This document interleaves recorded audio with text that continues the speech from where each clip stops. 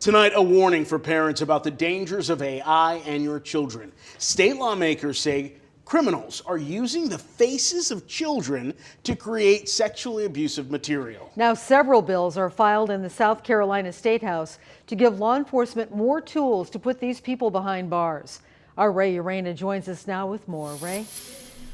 Well, Carol, and Nigel, State Attorney General Alan Wilson says that he wants these laws to get ahead of criminals as much as possible that are using AI and other software to target children. And he says these laws are the first step to doing so.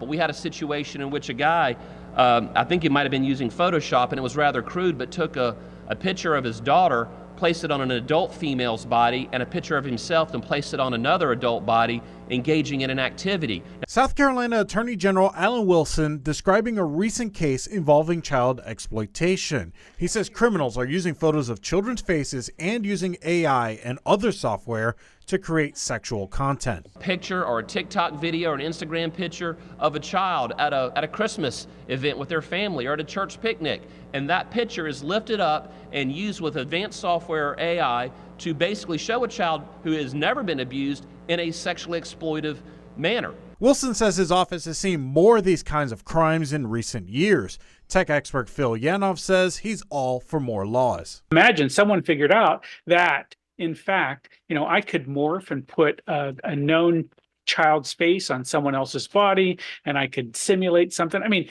ooh, that's just creepy, terrible, and weird, and I think we want that to go away. Yanov also warns that AI will get more sophisticated in the future, but asks that parents talk with their children to make sure they're aware of the potential risks. It's a great way for you to be a good example to them and to let them know what things are out there. And I don't think we're always sitting around going, oh, well, there's threats everywhere. It's like, no, I want you to understand what the world is like. Let's have that conversation together. Those bills are currently working their way through committees in both the South Carolina House and Senate. Back to you.